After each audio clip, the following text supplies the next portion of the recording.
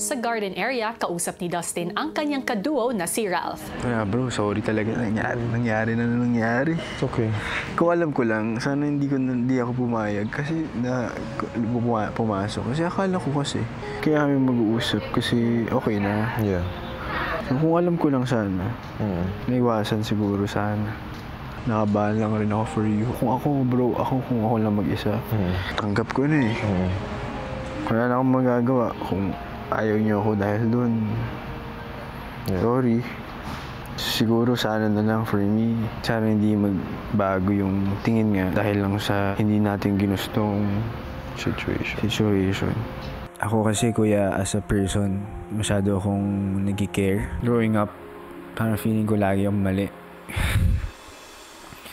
Sa bahay talaga, sa pamilya namin, as a middle child, ako yung laging na-point out din, kuya. Feeling ko hindi ako na-appreciate. Parang ako yung outlet ng problema.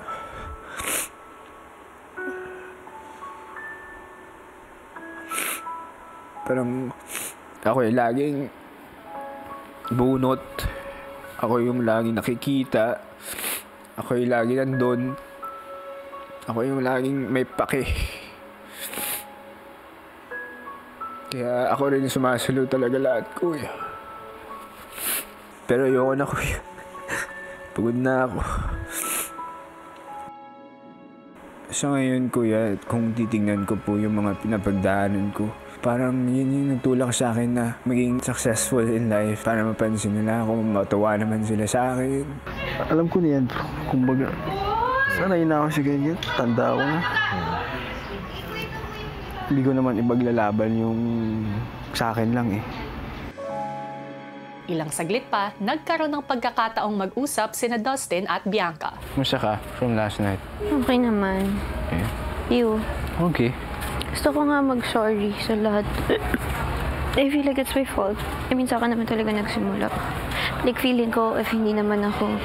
Unang-una, if hindi ako nagkamali, hindi naman ang papagalitan ni Ate Clam ng ganun. Like, I feel like if I didn't cry, then none of that would have...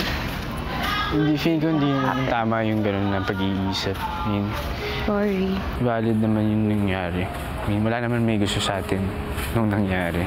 Ayaw mo rin naman na magkamali ka. But then, happy ako na na-realize mo yung mga mistakes mo. Right? Yun lang, okay na yun eh. Nagigets ko naman po both sides, kuya. With Ate Clang, I get na task leader kasi siya dito, so grabe talaga yung pressure. And she just wants to feed all of us. She just wants the best for me. She wants the best for everyone. It's all coming from a place of love, and I get her. With Dustin naman, nagigets ko rin kung saan siya nanggagaling. He just felt invalidated. I feel like his feelings weren't taken into consideration much. As if parang feeling niya siguro hindi ba pwede maging sad. So parang feeling ko, nasa gitna ako. I wish I could fix it. Of course, kaya naman tuloy-tuloy yung iyak ko. It wasn't only because of that. Sobrang babaw naman kung yun. Parang ano lang, diba I was able to reflect on life. Tapos ayoko lang na madamay kayo sa mga mistakes ko. And parang ayoko lang na maging pabigat. Gets ba? Sa loob ng bahay, ang housemates kabonding naman sina Stacy at Joanna. How does it feel that you guys are going on your world tour, and how meaningful is it representing the nation, the Philippines? What is the significance of this world tour for you? Thank you so much for that wonderful question, Michael. Hindi, syempre may pressure. Good pressure siya para ma-push pa namin yung sarili namin. Pero at the same time, proud. Nakaka-proud na naitataas namin yung bandera ng OPM. And of course, gusto namin ipakita yung talent ng Pinoy sa iba't ibang mundo. Yeah, that's it. Yeah.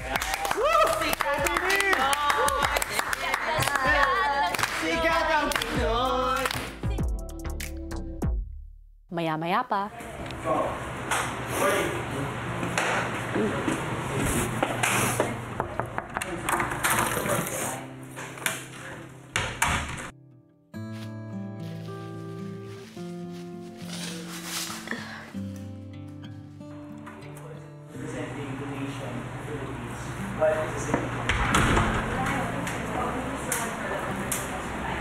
Hindi ka pa rin.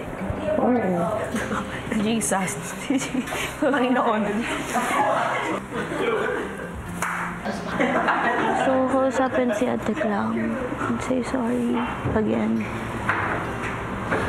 Hindi pa ba kayo nag-usap? Nag-usap naman na. Just want to say sorry again.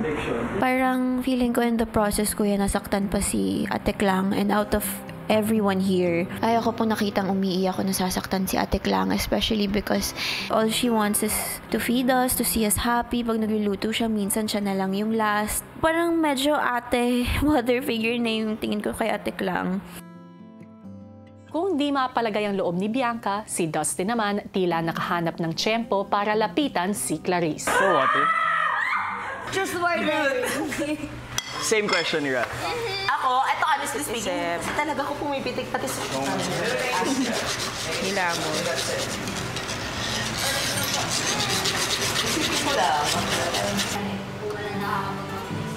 Sa lahat na nandito or umalis na, napag ganun ba? All? Wait! Sobrang hirap kong pagalitin. Pati sa mga shoot namin, nakailang months na kami din.